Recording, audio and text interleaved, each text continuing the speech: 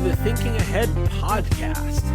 My name is Ronaldo Stevens, and I'm your host on this journey to not only fund your future in education, but to find the right path for you while staying debt-free. You could say we're seeking truth in college, careers, and finance. In today's episode, I'm going to give a quick rundown on updates and information you should know about student loans. When I say student loans, I usually mean federal student loans. And since the last episode, the One Big Beautiful Bill Act, or OBBB, has been passed and will be causing some changes to the way student loans and payback have been done, and has already caused some changes. This administration has also let it be known that they want to effectively close the Department of Education, and while a plan hasn't been fully created and pushed out, they are taking steps that way which will undoubtedly affect how we approach higher education in this nation. I'm currently doing research for an extended video essay that I will be doing about the coming college bubble. Not just because of the current laws being passed, but because of some recent and ongoing trends that have not been beneficial to higher education. In the meantime, let's answer what the One Big Beautiful Bill changed about student loans, what we can or should do about it, and what legal proceedings should be noted about student loans. Also, side note, my allergies are in full force today, so I apologize for any nasally or coughing sounds that you may encounter during today's episode. Let's begin with an official statement from one of the offices within the Department of Education. According to Federal Student Aid's publication from July 18th, just 2 weeks after President Trump signed the OBBB, the act contained, quote, numerous provisions that amend the Higher Education Act of 1965 and impact the administration of Title IV HEA programs. Many of the changes under the OBBB will be implemented on July 1st, 2026, and over the subsequent years. However, several changes became effective upon enactment. Let's take a look at all of the changes that they note in this memorandum. First, there are changes to income-based repayment plans. The Act removes the requirement of partial financial hardship to enroll in any IBR or income-based repayment plan. Financial hardship refers to the 10 or 15% difference between your adjusted gross income and the poverty line for your family size in the state where you live. What this means is that even if you make well above the poverty line, you could still enroll in the income-based repayment plan. The minimum payments of the plan require 10% of discretionary income for a maximum repayment period of 20 years. Anything remaining after the 20 years is canceled. In the previous income contingent repayment plan, borrowers had to pay 20% of discretionary income for a maximum of 25 years. Just a side note, discretionary income is the money left over after you pay for essentials. That's housing, food, clothing, anything that is needed to have a decent life. Now, that said, they are looking at changing the definition of financial hardship, and that will come later. Secondly, Parent Plus loans will be available for consolidation to enroll in an IBR or income-based repayment plan. This is a plus because Plus loans for parents used to be only on the standard repayment plans. Now, there are limitations coming to the Plus plans, but I think the income-based repayment option is important for some households. Next, the Act limits the amount that part-time students can borrow. The amount students are able to borrow is reduced in proportion to their schedule under full-time hours. For example, if full-time requires 12 hours and you are only enrolled in 6 hours, you can only borrow 50% of what you would be approved for as a full-time student. In addition, the Act amends the Public Service Loan Forgiveness Program to allow for payments under the newly created Repayment Assistance Plan, or RAP, as we discussed back in the May episode, to count toward loan forgiveness. The repayment assistance plan is not yet offered, but they are expecting it to be in full swing by July 1st, 2026, or possibly even sooner. The fifth point that the federal student aid highlights is the Borrower Defense to Repayment regulations. Borrower Defense to Repayment, or BDR as it is known in college finance circles, has a long and, I personally think, confusing history. You may have heard of the lawsuits against the Biden administration's Department of Education, and amendments to this provision are one of the reasons for this. You know how when you borrow a car and it's a lemon or junk, you can return the car? Or if you buy a house and you notice defects or something they lied about, you can back out of the deal. Borrower defense is like that, but for educational loans. Since college education is non-tangible, certain schools have been getting away with purposefully creating subpar programs and misleading students. Borrower defense is not a common thing we hear about, so I'd like to give some more detail. The Institute for College Access and Success tells us this. The Borrower Defense to Repayment, or Borrower Defense, refers to the provision in law that federal student loan borrowers should not be forced to repay loans for classes or degrees from schools that have lied to, deceived, and or misled them. Borrower defense is an important safeguard for student borrowers whose loans should not have been made in the first place and were only made because of a failure in the higher education system at large, whether that be by the Department of Education, the accreditor, and or the school itself. It is also a critical safeguard for the taxpayer investment in higher education. The Higher Education Act, U.S. Department of Education regulations, student loan contracts, and rules that govern creditor-borrower relationships all support borrower defense. End quote. Borrower defense deserves its own episode, but for now, if you or someone you know has been misled in choosing a school or program, or in taking out a federal loan for that school or program, go to studentaid.gov/borrower-defense. Lastly, at least according to federal student aid, the OBBB delays implementation of the Biden administration's closed school loan discharge regulations.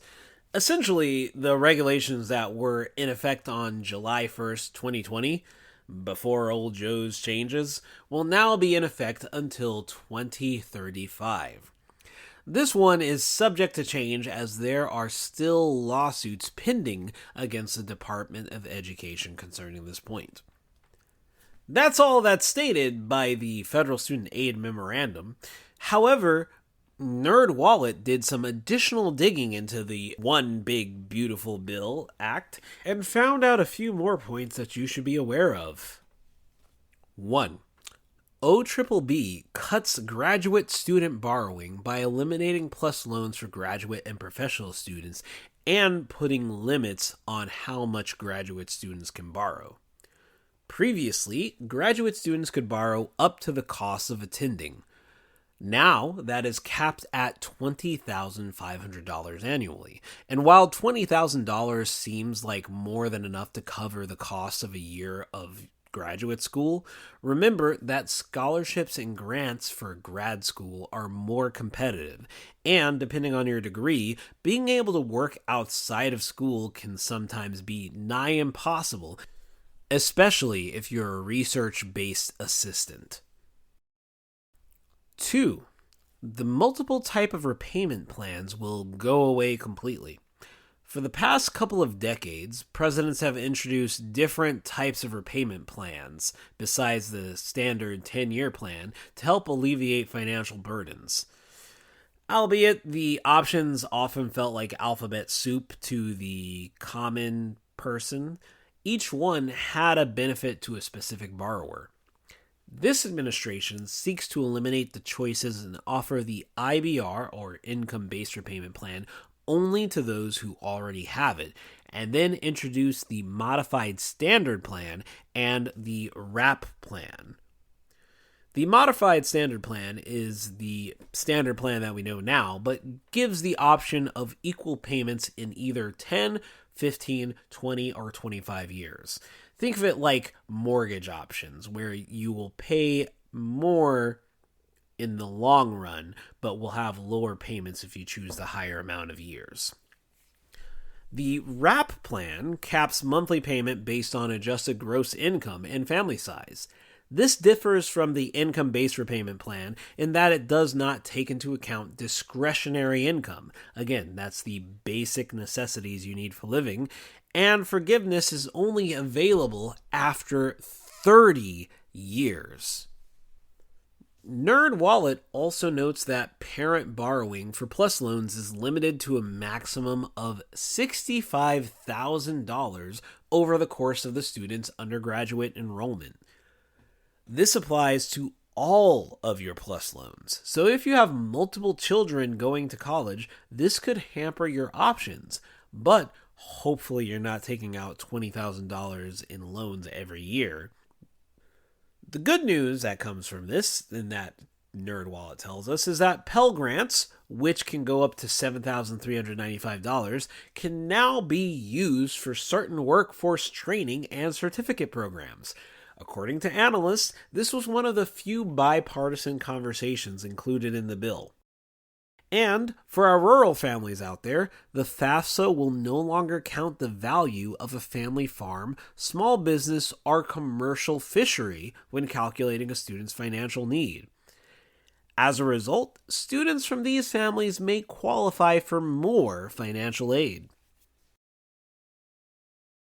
Now, we see how the one big beautiful bill affects student loans. The question now is, what should you do because of all of this? What are your options? The good news is that student loans aren't your only option. They, in fact, should be your last option. Taking steps now, such as searching for a good in-state college, taking dual enrollment in a local college if you're in high school, taking AP courses and CLEP tests if you're in high school, will greatly lower the amount of time and therefore the financial burden of going to college. If you're a parent and your kids are still a ways out, you can begin by saving into a 529 plan to start building funds that gain interest and are meant to be used for paying for college, but can be rolled over into something else in case the funds aren't needed. If you are currently in college, now is the time to buckle down and start looking for scholarships offered by your school and outside organizations.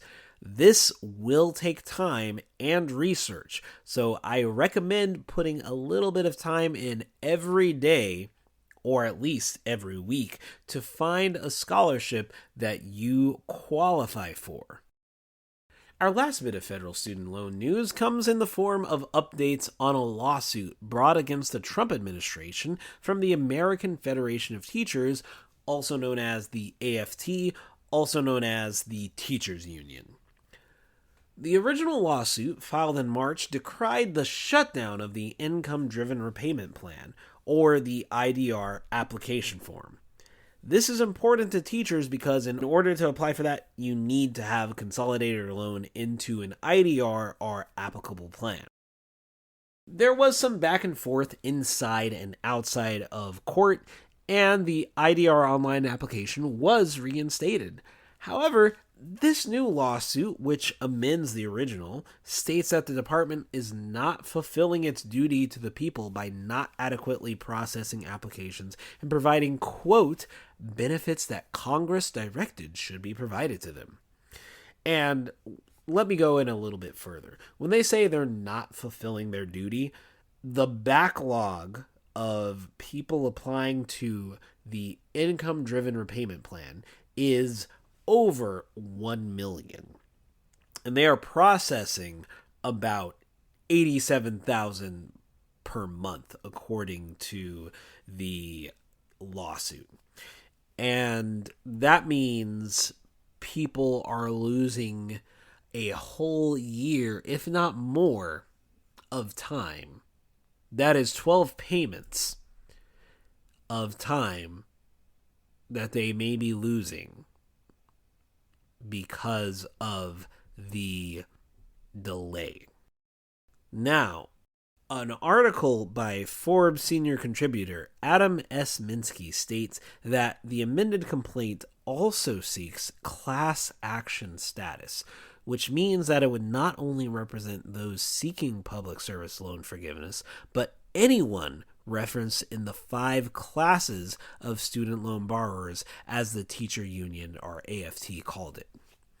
If brought to class action status, this would include all borrowers with a pending IDR application, or income-driven repayment plan application, any borrowers who have had their IDR application denied after July 4th, 2025 due to an asserted by the department lack of financial hardship, or because of borrower elected lowest monthly repayments. It would also include all borrowers who have made the required payments for loan cancellation under the IBR, Income-Based Repayment Plan, ICR, Income Contingent Repayment Plan, or the Pay-As-You-Earn, which is the PAY program, but have not yet received cancellation due to backlog. And it would also include all borrowers who have satisfied the public service loan forgiveness requirements, but have not had their loans forgiven because of delays in processing their buyback applications. And just for reference, buyback means that there were some months missed over the past 10 years, but they are now able to pay for those months in full and meet the requirements. If the class action status moves forward in this lawsuit, the American Federation of Teachers could pursue a nationwide injunction, a court order that would apply across the country. This would also mean that anyone affected would automatically see benefits without having to apply for their own lawsuit. Minsky closes out, stating that student debt relief will not be instant. The Department of Education will get time to put together their opposition to the lawsuit, and the court has a set timeline for preliminary injunctions. Personally, I think anyone should be allowed to keep their current repayment plan, whatever it may be, and should be allowed forgiveness under those terms. Just as banks don't get to change the term of the car loan without your consent, the lender of student loans, or in this case the government, should not be able to change the plan that your loans are on without your permission and consent. With all these changes and lawsuits in the air, I will leave you with a warning. Many scammers are looking to seize this opportunity and are sending out phone calls and emails disguised as companies that claim to work for or be the U.S. Department of Education. They'll make promises of student loans being forgiven or of a new program that will forgive all of your debt outright. Avoid outright scams by not responding to or reporting numbers and emails that contact you out of the blue, and ask for private information such as loan numbers and social security numbers. Be wary, though, as some legitimate private companies can consolidate your loans, but you lose out on some of the government benefits when you do, such as the public service loan forgiveness and financial hardship deferments. StudentAid.gov has more information on how to avoid scams and what to do if you feel you've been scammed, and I will put that link into the show notes. Though we could keep going on and on and on this topic, that is all the time we have for today. We'll be revisiting the ongoing student loan conundrums every few months to keep you all posted. But if you have any questions, concerns, or suggestions, please reach out at thinkingaheadpodcast.com. Be sure to subscribe if this episode has helped you in any way. In the meantime, keep believing in yourself and keep thinking ahead.